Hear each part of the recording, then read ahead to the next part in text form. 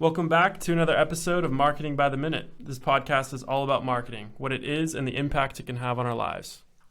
Being in college, there are a lot of unknowns. Finding your path is hard. We're trying to figure it out just like you. We want to share real experiences of Western Washington University graduates who are outstanding in the marketing field. And that's why we created Marketing by the Minute, to inspire us to find our own way and to make our mark. This is a very special project put on by the Applied Integrated Marketing Communication team here at Western. We're your hosts. I'm Clay Ashworth. I'm Claudia Webster. We want to welcome today's Marketing by the Minute guest, Nick Weaver. Hi, Nick. Hello, hello. Nick. Hi, Nick is a 2015 Western Washington University graduate. He's a product owner at InDebted, a modern technology-based debt collection service company. Nick, we're so excited to have you on. How are you? I'm fine. How goes Western? Western's good. Yeah, it's nice. It's a nice cool day. It's been super hot, so yeah. we're kind of chilling here in the studio. So yeah, we're super excited. Yeah. All right, let's roll into things. First of all, we're excited to hear about your journey from Western Washington's marketing program to your position now as a product owner. So for us and our listeners, what does the title of a product owner entail in your situation? Whew. Without turning this into a class, basically a product owner's role is first dependent upon what you're assigned a product owner to. So in my instance, I am assigned a product owner of all internal systems used to communicate with customers, and what that entails is basically how it sounds. So for instance, we'll use an example. You call into a call center, let's say AT&T, to pay a phone bill. They have systems. They have an IVR. For those who don't know what an IVR is, those are those recorded things. Press 1 if you'd like to, and continue on. So those are what they can call self-serve options. And then you have the system of record, what they use to house your internal information. I am the person who designs that and makes sure it aligns tactical and strategic with the customers on the external journey, on the customer journey, to make sure A, they're getting what they need, B, if anything that is deployed is not getting the type of feedback or participation from a customer or your incoming traffic, I need to analyze that data and basically readjust and make implementations to the system based off internal feedback and external feedback. I'm wondering what some customers in your context are. Are you normally working with businesses? Are you working with individuals, like you said, AT&T? Is it normally on the business end? So generally, in my world, not the company in general, and in my world, I work B2C and B2B. So in terms of B2C, my communications with the customers may basically be around the functionalities of anything on an omni-channel solution. What do I mean by omni-channel solution? Basically any platform a customer or the general public can reach out on to reach your company. So, we think SMS, we think chat, we think voice, phone, email, those things. So generally my involvement with a customer on a regular basis in regards to how they're using those mediums and if it's satisfying their needs when using those mediums. When it comes to business, it's generally around straight to the point. When you get to B2B, you'll learn later on. It's generally around, is the functionality that you're providing within your company satisfying the needs that we recruited your company for? And so pretty much when you deal with B2B, it's let's say 1 through 10, so to speak. Did you check this box or did you not check that box?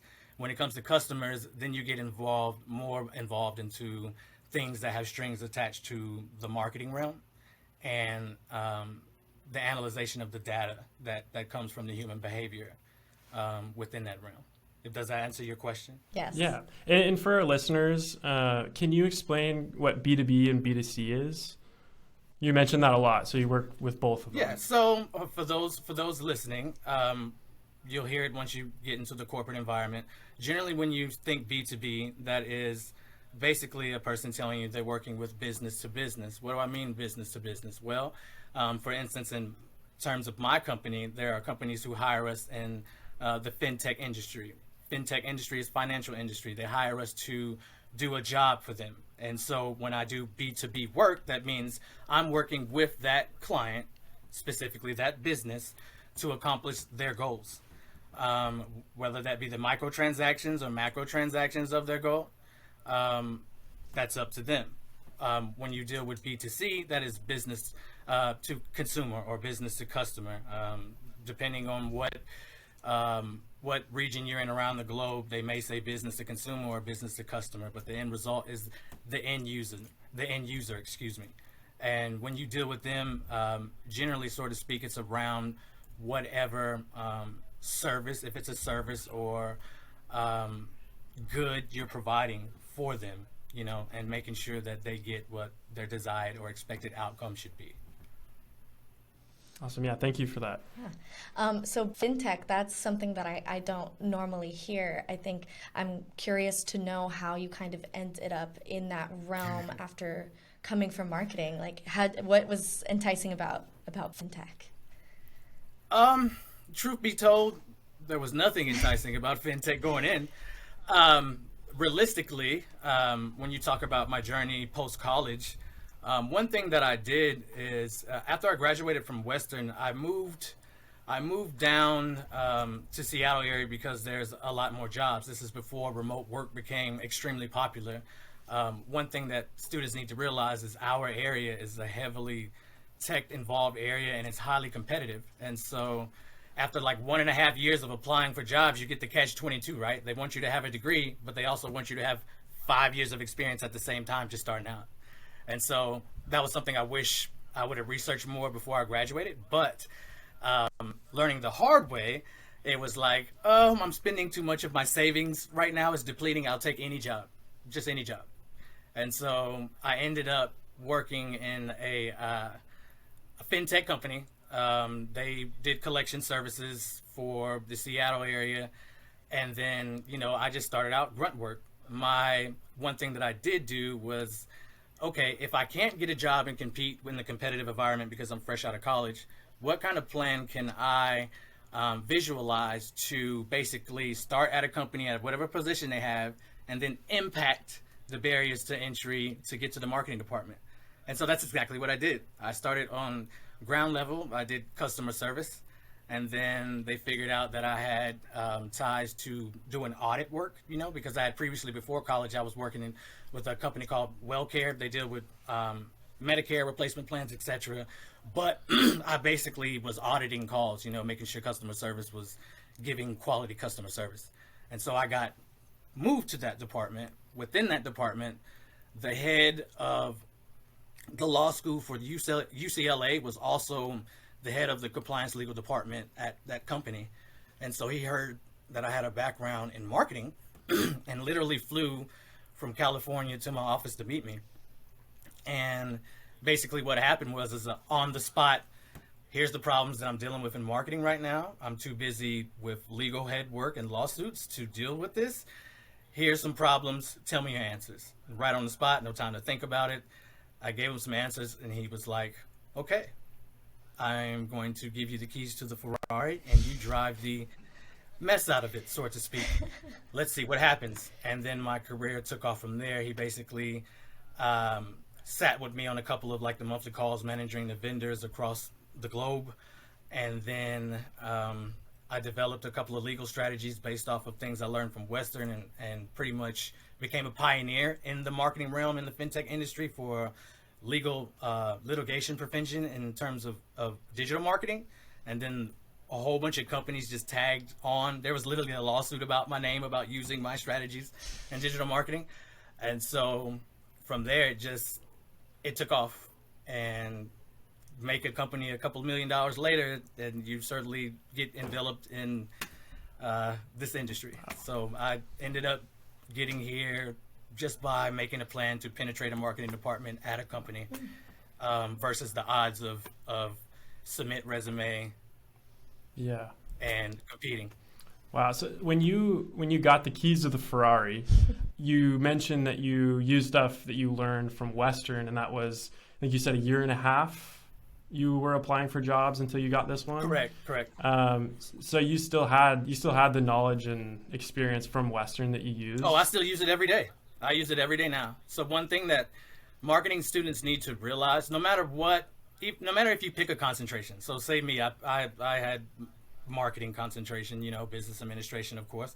But one thing we get caught up on in college is, okay, I have to define where I want to be at in a career, and instead of saying, okay, with this concentration and with this degree, what areas can I pivot to that will encompass all of the learning that I had right now and still be able to be successful? And so most students didn't have that. Excuse me. Most students didn't have that. That was one thing that I excelled at. And so I already knew, like, right off the gate, like, okay, here's a way to get into this market and do this thing, and then take what I've learned and apply it to different things. So one class comes to mind. Sorry, I've been talking for 4 hours straight, so my voice is kind of gone. No worries. No worries. One thing that came to mind was Ed Love. I loved his classes. So there was one where we read a book. It's called Crossing the Chasm, and basically the book was made in a marketing research type of way for like sales, e-commerce, but you can take that same knowledge and transfer it over to creating value from a customer in a visionary aspect. So one thing that I would do is do an exercise where you look across the industry, make a strategy canvas, and then take basically, why am I losing my word for it? I was just teaching it at my job yesterday. And then basically, there's a word for it, but points of indifference. You look for points of indifferences across the companies, and you take those points of indifferences, and then basically go through a value chain and see what lever you need to push and where's the company headed to, And so immediately when I made it a point to, when I penetrated that one job to get my marketing degree, I made it a point to make friends with leadership and focus on building those connections, because believe it or not, you hear it often, it's not about what you do, or it's about who you know, or, it's something to that capacity. And so I knew that was a very big part. Connections are a very big part. And so I made connections with them. And then basically after I made enough connections, I would say, like, who's our top 5 competitors? Start analyzing them, analyzing all the analytics about them, what their customers are doing, what are they putting in the key search bars to land on the company's web pages, how can we utilize it more, how can we generate more revenue with this, what can we not do. And then I ended up learning in this industry that basically it's heavily legally mitigated. What do I mean about legally mitigated? It means that I'm in an industry to where lawsuits happen all the time. It's nothing new. People always try to get money. And so one challenge for me when taking this job and doing marketing, and actually expanded my knowledge, when you're taught digital marketing, let me put that in perspective. And inside of digital marketing, what I mean is PPC, pay per click, or SEO, search engine optimization. Most of the teachings that you get from college generally tend to apply to like e-commerce settings.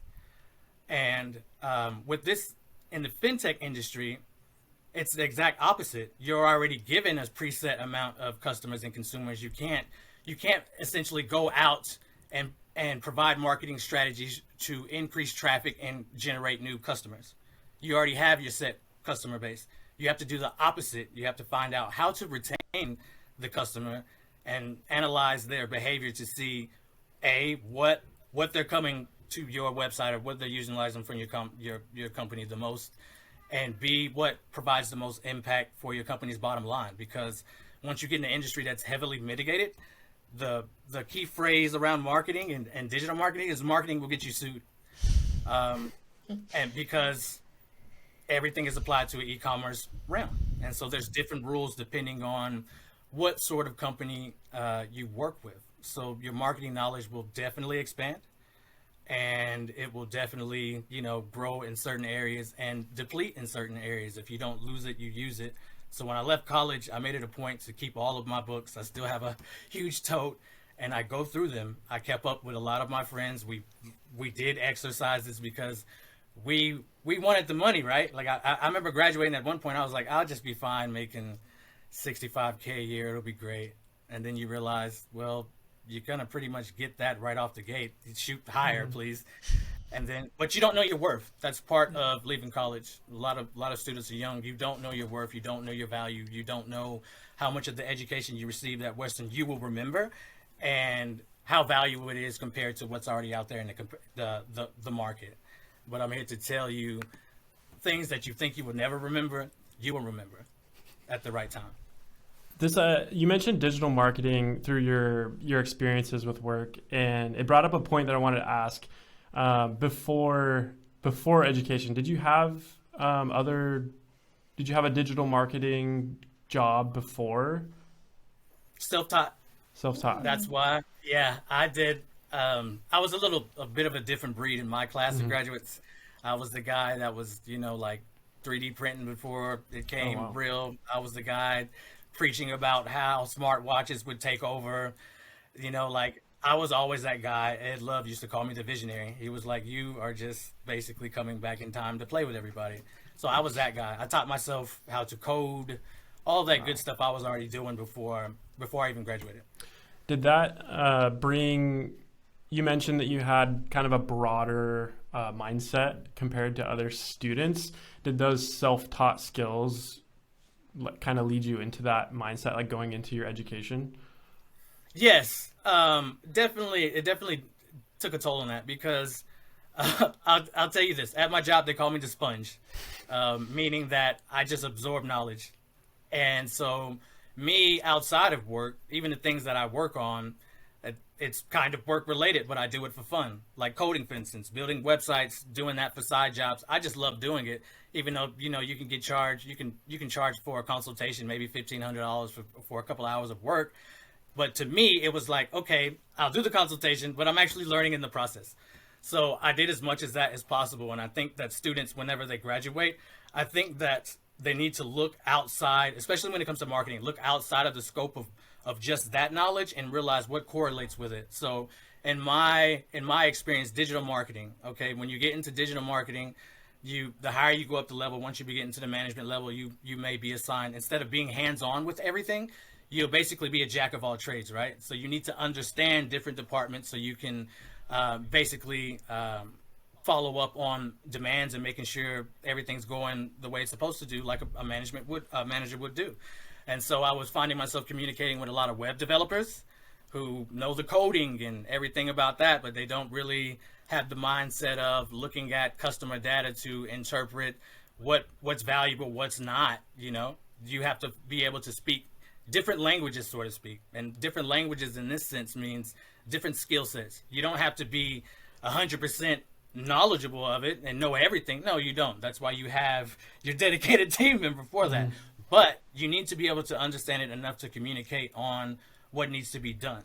So there's two things you need to do when it comes to marketing and whatever role you pick to go to if you're not going to explore and try a lot of things. One, you need to decide in your marketing role, is this the journey that you want to take the rest of your life?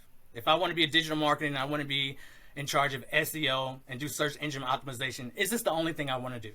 Because if this is the only thing I want to do, getting knowledge, more knowledge in this space is what I need to do. However, if you want to pivot, you're going to need to know, okay, what's connected to this in order to understand because if you're not staying in the same role, eventually, if you're doing a good job, you will get promoted, right? And as you go up the ladder, you find yourself ticking more different boxes and routes and then linking all this stuff back together, right? And so the higher you go, the more that comes into play. It was just great for me that I knew how to code already, so like say a teammate wasn't delivering on something that I wanted and I needed real fast, I can go and be hands-on if I needed to. I wasn't reliant and dependent on somebody else to deliver a expected outcome, so to speak. So it helps you on multiple levels.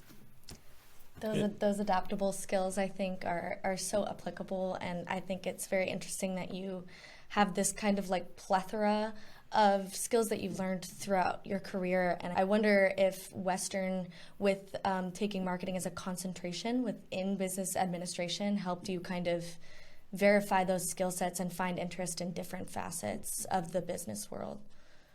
Oh, yeah. One class that came to mind that just started the quarter I was graduating was Digimark 1.0. I don't know what it's at now. It's probably like 3.0, 4.0. But Digimark 1.0.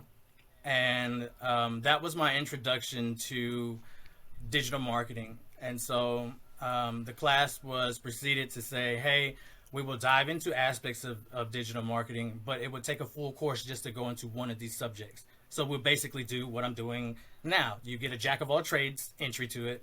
And while we were doing that, I just blew my mind. I was just like, oh, this is what I want to do in marketing. You know, my original plan of going into marketing to begin with is because I have a lot of family members that's into music. I like music. We all design things like clothes. Like I have a very creative family. We all do some kind of weird thing with designing. So I was like, if I go into marketing, I'll learn how to promote myself and my family. And therefore, if I choose to go this route later in life, I won't need any help with it. And that was my initial plan of what I thought I knew I was going to do in life. And then I took the digital marketing course and started learning about search engine optimization, pay per click, call to actions, clickbait material, and just realizing like all these strategies, because once you get taught a strategy that companies use, it just opens up your bubble when you see commercials and things now. Like, what are they doing? You know, like Apple, for instance, you know, they follow what I used to call FAQ equals pi, features, attribute, benefits. You know, features physical, attribute is intellectual, and benefit is emotional. And if you watch any of Apple's any advertisement that they do, they play to all points of that very well. It's very well coded in there. And so it just blew my mind. I was just like, oh, I need to learn more. And then Blue Ocean Strategy, getting back to Ed Love and his classes. Blue Ocean Strategy was something I was very good at. In one of the classes, he brought a CEO of Rolls-Royce at the time, and he came to the class and then gave us some exercises to help him do a promotion for Coca-Cola. And so it was kind of like on the spot, what can you plan out? Here's your teams, do it. And then by the end of that class, like just the stuff I mapped out, you know, the guest speaker like held me up to class and was like, don't be surprised basically if you see some of your stuff on TV, you know? And so like that kind of notion from somebody that's way up there in the industry, especially being a CEO of Rolls-Royce and doing stuff for Coca-Cola as a student at that time, when you're trying to validate your self-worth and validate what you learned is important, and is Western teaching me the right way? Did I choose the right college? That sort of speak. At that moment, you realize, A, we're learning very good stuff here. B, this was a quality guest speaker. I appreciate that. And C, if I'm just now learning these things, I can only imagine what I'll be capable of in a few years. And surely enough, in the FinTech realm, I broke some barriers, you know, doing just stuff I learned at Western, trial and error. You don't always know everything. You just learn along the way. Yeah. The thing is retain what you learn and expect to fail. Like everybody wants to succeed.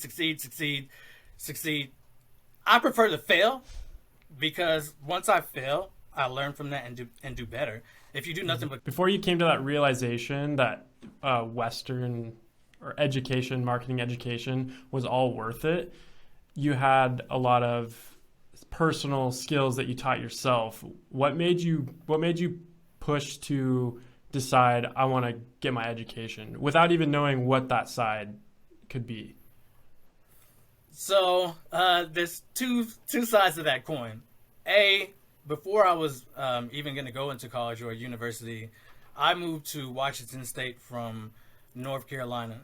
In North Carolina at the time when I was going to go to college, I wanted to actually do radiology because my whole family is medical, and my mom was really pushing me that direction. Like she would always say, like, you know, radiology is a very easy subject for you to go into, and it's not really that hard once you get into the program. But then when I went to apply radiology had a 5-year wait list. And so at the time, the female that I was dating, her mother was in charge of the radiology program in Washington. And so she was like, basically, if you want to be in radiology, I can probably get you on a shorter list than that. So come out here. I came out here, and then I was like, I don't want to do what my mom is telling me. I want to do what I've been doing my whole life. And then I just moved out here and went into business. But what drove me to go into business is basically my knack for it. I was always the little kid that was like at show and tell, like, I'll trade you one toy for 2 toys. And then that turned into, hey, I'll code you a website if you give me this. And then it just all kinds of different business aspects and learning technology. And I realized a gap a long time ago that not everybody understands technology. And so I was working at the WellCare job in Bellingham, and I worked my way up to the ladder, so to speak, in terms of management. And then overnight, the owner was just like, you know what? Bellingham's a very expensive place to have the call center that you're working at. So we're going to outsource, and fired like 800 people over the night. And I was just like, I'm tired of working at a job. And then once something like this happens, you start over from ground zero somewhere else. One thing I realized about a degree is no matter what happens to you in life, whether you depart a job or not, they can't take your degree away from you. The knowledge is still there. That is sustained and transferable. Would you consider that a pivotal moment in your career? Definitely a pivotal moment in my career, because at that time, my situation was a little different than most students. A, I was a little bit older when I was going to school. And then B, my first child was on the way. And so my road in college was different than the average student. They don't have those type of responsibilities to worry about. But in my world, I wanted something concrete that I knew I can A, transfer around the nation if I needed to be to have a job, and B, have knowledge that can't be taken away. And so my child, and losing a job in the position of thinking, okay, I have a kid on the way, and I just lost my job, will pivot your learning very fast. Yeah. So I was in a different mindset than most students. My journey was a little bit different, although we crossed the same path. Do you think having those previous jobs and those self-taught skills were beneficial to moving into education, or were there blockers? Because I know some people, when they have this route where they work before school, they can fabricate opinions, they have their own way of thinking, but you seem to keep that broad mindset. I think it's a combination of both. So having a job, any job, no matter what the experience is, can also be a deterrent, because your learning process is that someone else is teaching you.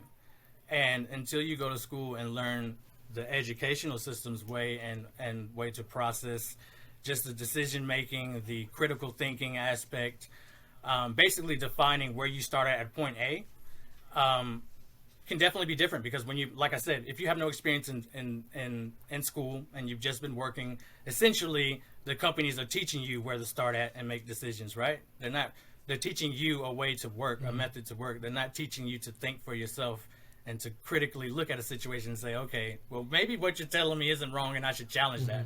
Or maybe there's a different way to do that. No, you just do that. So if you work for too long, then you go into the school with kind of, let's say, you'll have experience of the real world, but you at the same time will have some attributes of a mindset that's necessarily, it could be positive for your experience depending on the job, or it could be negative for your experience depending on the job. In my situation, it was beneficial, because the environment I ended up in was pretty much the type of business environment I was already in pre-college. I was already working for basically companies that had communication systems and spoke with customers, so I had that experience. In terms of skill sets and coding and all of that good stuff, that's great, because a lot of people get determined on hey, I need to have this certification or that certification. Let me tell you something about the certifications. A certification and a degree only gets you past the gatekeeper. It gets you in the door. Proving and doing what you're certified for is a totally different beast. So I have people that I've hired on my teams that have no certifications, but they know how to use the programs. They're self-taught. I find that self-taught people, or people who become a sponge in their spare time, tend to adapt faster in a business environment because they seek out the knowledge and not wait until the knowledge is provided. If you're a person that's seeking out the knowledge, you're, to me, and from my experience, I'm not speaking for everybody else. In my experience, you become more adaptable in the business environment because it changes day by day.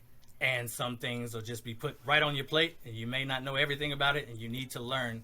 Those who wait for the knowledge to come to them, or somebody to tell them they need to get this knowledge, then it's kind of it's not proactive, it's retroactive.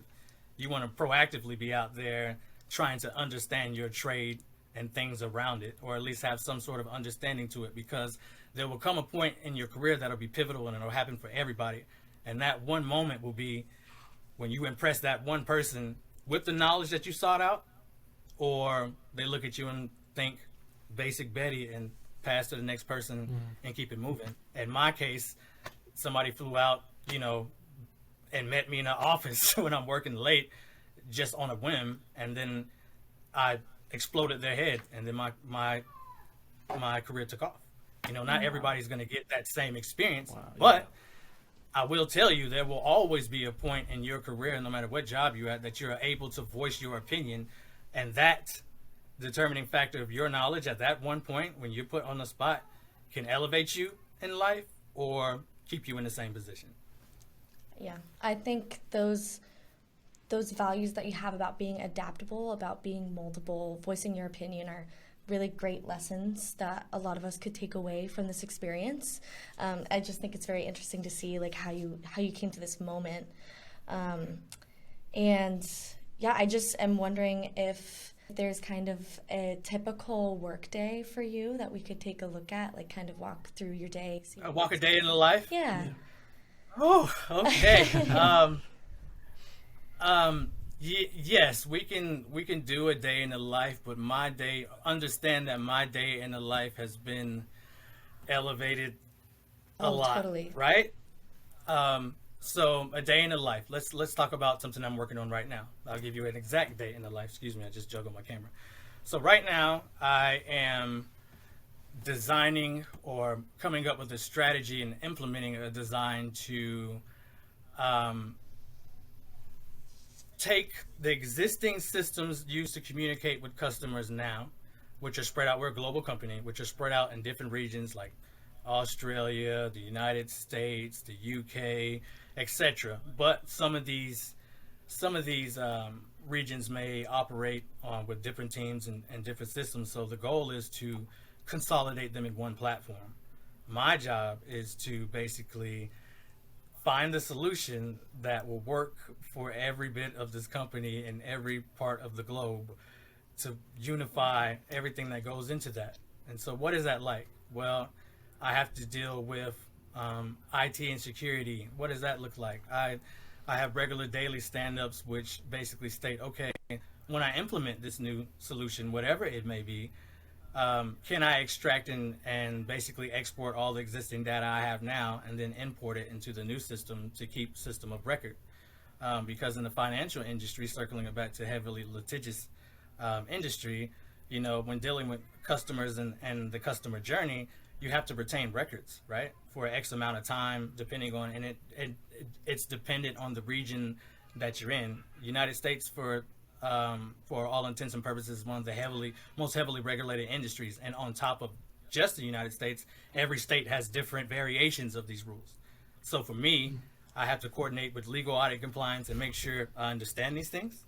I have to work with IT to make sure that we have, the data secured. I have to work with marketing to make sure once this is deployed, what data do I need to see, if the customers, or basically to determine how the customers are reacting to this new change. Is it a negative change? Is it a bad change? So I need to be able to look at the digital marketing skills, what call to actions are being pulled, are we heat mapping? Where are the customers going on the website page? While they're using the call to actions, what's the most important one? Are they using the phone? If they're using the phone, what's happening when they go on the phone? Are they satisfied? Are they leaving positive surveys? So I have to do that aspect. And then I have to basically have stand-ups with internal teams that will be using these systems. And I have to speak with them and basically gauge, A, how hard would it be for them to learn these systems? B, is it providing them with the tools enough to do their jobs and satisfy the customer needs in an efficient manner? What do I mean by an efficient manner? Well, do they have to spend a lot of time researching queries from customers, which would lead them to have a bad experience? Or do they have everything they need to have in front of their face to where a customer can come at them with anything and they can provide them with excellent customer service? Wow. And so those are just teeny pieces of the puzzle. But to get the drift, I'm basically tangled into a whole bunch of different departments using a jack of all trades. But since I started off in digital marketing, there are a lot of things that a knowledge, especially when it comes to analytics and the understanding of analytics, that really pivot and encompass the whole business as a whole. So things that you learn in digital marketing around the customer journey and the data to basically understand human behavior, because what are you looking at in digital marketing in terms of SEO and PPC? You're looking at human behavior, how they're reacting to what you're doing or your expected outcome, your macro transactions that you have, and then you're seeing if something worked, if it didn't work, what tweaks need to be made to change the human behavior to act the way I want it to act. And so you have that aspect in product marketing. I have to deal with the marketing team to make sure that that's being delivered with anything I provide a solution on. And then you get into the engineering of the development and coding of it, and then my coding experience comes in handy. And then you get into, just the customer journey on the omni-channel solution. You have to be, just like in digital marketing, you want to be up to date about, like cadence.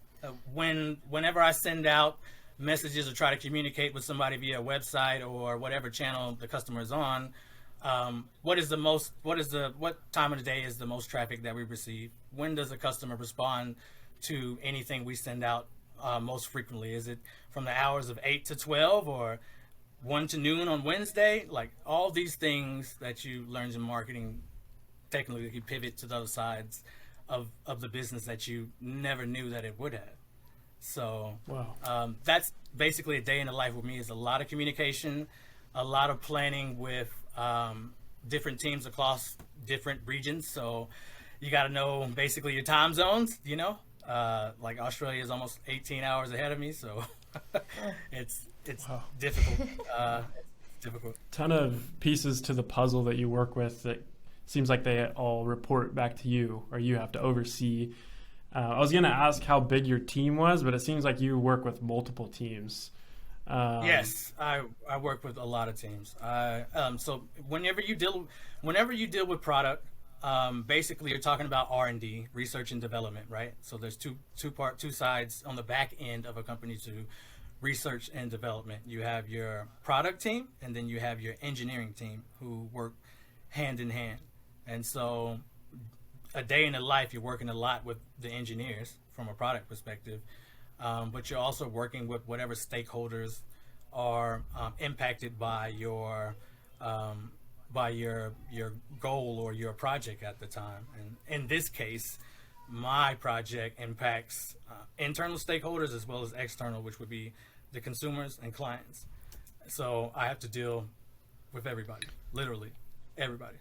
And just to put it in perspective, how big are these individual teams? So it all depends, right? Because whenever you get to a company on a global magnitude that are in various regions across the world, they'll have an overall team, and then the teams will umbrella and subsect, right? So let's just take a customer service team, for example. You might have a customer service team of anywhere to 100 to 200, but the people that you interact with maybe 20 of those. and those would probably, at my level, I deal with mostly the leaders of the stakeholders, right? So I'm dealing with what you would call the executive suites, and then the leadership that umbrellas under them for these different teams. Every now and then you have to deal directly with, let's say, the lower levels of those teams, and not the management, people that are not management. You have to do the lower tier. Let me correct that. Lower tier, not lower as in lower individuals. This is a whole team. There is no role that is bigger than the other.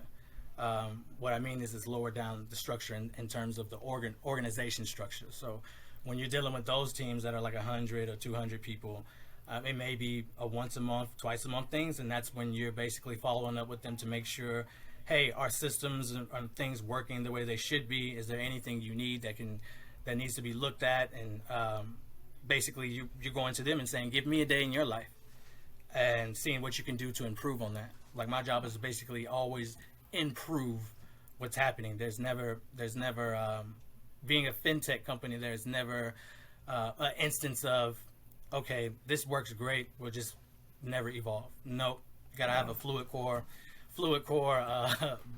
basically principles. You got to be able to evolve and pivot. Yeah. Product owner, there's a lot underneath that. Oh yeah. Your position's pretty valuable with everything that you've talked about, and us and our listeners would love to know what marketing means to you. So to kind of wrap our show up in a minute or less, what does marketing mean to you? On a personal level, or marketing in general? We could do either both. Or. Whatever is most Personal. meaningful I to think you. personal, yeah. Okay, so what is marketing to me? It's hard to generalize marketing, right? Because don't do what companies do and businesses do. You'll find this when you're applying for jobs. They're like, we need a marketer, and they think a marketer does everything. Mm-hmm. Okay, what do you mean in marketing? Are you talking about digital marketing? Are you talking about SEO management, PPC management? Are you talking about somebody to code and build websites? Marketing in general, in the general sense to me, is the analyzation of analytics to determine and influence human behavior, because that's essentially what you're doing at the end of the day. That's what you're doing. Cause and reaction. And you're trying to basically optimize that. You're in a constant struggle to optimize that. On a personal level, what marketing means to me is a job. That makes sense. I love, it's a passion that I've grown to love even more so after college. Like, college introduced the door for me with marketing, but when I was in college, I had a totally different thought on my outlook and my 5-year map of what I expected to be doing. Like, I thought I would forever be doing SEO, PPC, and coding websites, and I was content with that for about a year or two, until I realized I can go a lot higher. And then I started shooting for higher and keep trying to go higher and learn more. So to me, marketing on a personal level is a learning experience that I enjoy. That's amazing. Those are some amazing definitions. I think that the general definition and your personal definition go hand in hand. It shows how you find your career fulfilling, how you got to where you are today. So I think that a lot of our listeners will take away a lot from that. So I just want to reiterate, thank you so much for joining us today. We're going to have to wrap things up here, but we really appreciate having you. We're so grateful for your time. Yeah, it's kind of gets me a little excited to to start your career. It can be a little daunting, but we appreciate it. Get excited. Thank you for having me, and never stop pursuing knowledge. Just don't do it. Well, Nick, thank you again for tuning in. Is there anything you'd like to share with our audience? Social medias, contact? If you want to find me, just look me up on LinkedIn, Nicholas Weaver. You'll see me in pretty much the same attire I have on right now. Feel free to add me as a friend and reach out. I'm always here to help. Need advice, or maybe possibly a job, or any of that type of information. Let me know. I'm always available to help, especially the students at Western.